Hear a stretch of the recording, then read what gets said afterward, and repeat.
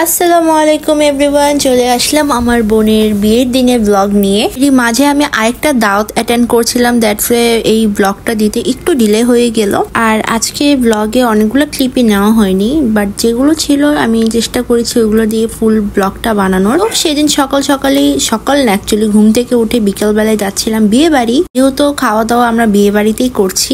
এই যে চলে এসেছি বিয়ে বাড়ি, যেই দেখি বউকে রেডি করানোর জন্য সবকিছু বের করা হয়েছে। মেকআপ আর্টিস্টরা চলে আসছে, যেহেতু বিকেলবেলা বাসায় কবুল পড়ানো হবে এন্ড মসজিদে বিয়েটা হবে, দ্যাটস বাসায় মেকআপ আর্টিস্ট ডাকিয়ে আনা হয়েছে। এর মাঝে খাওয়া দাওয়া করে নিলাম এন্ড আসরের আজানের পরপরই বিয়ে পড়ানো শুরু হয়ে গেল। তো এখানে মেয়ে থেকে সম্মতি নিতে এসেছে এন্ড এই মুভমেন্টটা প্রত্যেকটা মেয়ের জন্যই অনেক বেশি আজব একটা মুভমেন্ট।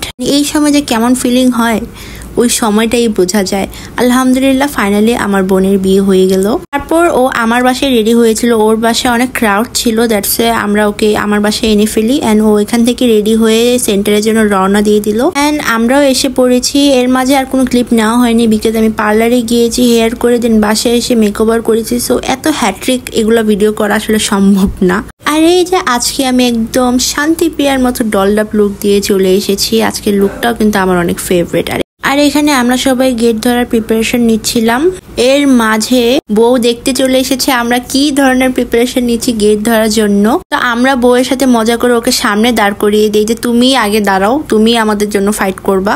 পরে বউ চলে যায়, দেন আমরা এখানে সবকিছু রেডি করে দাঁড়িয়ে আছিলাম। অনেকক্ষণ ওয়েট করার পর ফাইনালি জামাইরা চলন নিয়ে এসে পড়েছে। তো আগে সাউন্ড সিস্টেম চলে আসলো, দেন এখানে বোম ফুটানো হচ্ছিল, দেন ফাইনালি জামাইয়ের গাড়িও চলে এসেছে। আর এখানে বর পক্ষেরা কি নাচবে আমরাই নাচানাচি শুরু করে দিয়েছি গেটের সামনে দাঁড়িয়ে। এত বেশি মজা লাগছিল। আর তখন কিন্তু হালকা হালকা বৃষ্টিও পড়ছিল। আর এদিকে আমরা খুবই মজা করছিলাম গেট ধরার সময়, সবাই ইচ্ছা মতো নাচতেছিলাম। আসলে এই গেট ধরার মুভমেন্টটা আমার অনেক ফেভারিট। ছেলে পক্ষ হই বা মেয়ে পক্ষ হই দুটাই ভালো লাগে। আর এই যে শুরু হয়ে গেল ধাক্কা ধাক্কি বার্গেনিং গেট ধরা নিয়ে, ইচ্ছা মতো বার্গেনিং হয়েছে। আর আমরা দোনো পক্ষে পুরান ঢাকার ছিলাম, তো বুঝতেই পারছেন সেই লেভেলের মজা হচ্ছিল এই মুভমেন্টে। আমরা তো স্লোগান শুরু করে দিয়েছিলাম। তো তারপর এগুলো সব শেষ করে জামাইকে ভিতরে নেওয়া হয়। দেন এখন আমরা আমাদের বউকে নিয়ে আসবো। আর এখানে আমরা সবাই মিলে নিয়ে গিয়েছিলাম। ওই ক্লিপটা কার কাছে আমি জানি না, আর নেওয়া হয়নি। সো আমার কাছে যা ছিল আমি তাই দিয়ে দিলাম। তারপরে এই যে ফাইনালি আমরা সবাই বউকে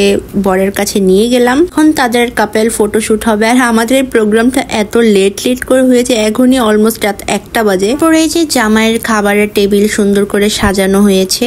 আর জামাইয়ের খাবারের সময় আমি আর সামনে যাইনি বিকজ 4 দিন টানা প্রোগ্রাম আমি বলেছি, এত পায়ের ব্যথা ছিল যে জামাইয়ের সামনে যে দাঁড়াবো আপ্যায়ন করবো ওইটা আর পারিনি। তাই আমার কাছে তেমন কোনো ক্লিপও নাই। খাওয়ার পরের ক্লিপ আমি এখানে দিচ্ছি। এখানে তারপর জামাইকে আংটি অ্যান্ড ঘড়ি পরানো হচ্ছিল। এটা আমার আব্বুর সাথে আমার ছোট ফুপ্পা এখানে জামাইকে আংটি অ্যান্ড ঘড়ি পরিয়ে দিচ্ছিল। আমাদের বিয়ের এই প্রোগ্রামের মধ্যে এত এলোমেলো হয়ে গিয়েছিল, এত লেট হয়ে গিয়েছিল যে আয়না ধরানো আর হয়নি, এটা মিস হয়ে যায়। আর এটা আমার কাছে এত বেশি কিউট লাগে।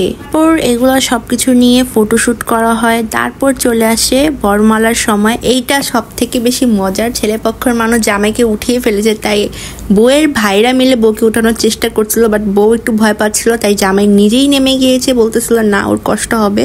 কি সুন্দর মাশাআল্লাহ। তারপরও এখানে জড়াজড়ি চলতেছিল মালা পরানো নিয়ে এন্ড ফাইনালি বউ জামাইকে মালা পরাতে পেরেছে। এন্ড এখন পালা বউকে মালা পরানোর সময়। এখানে জামাই বউয়ের সাথে ফাইজলামি করতেছিল। এই মুভমেন্টটা আমরা সবাই হাসতে হাসতে শেষ। বউ ভয়ে ভয়ে পিছিয়ে যাচ্ছিল। এরপর মালাটা ফাইনালি পরিয়ে দিল বউকে।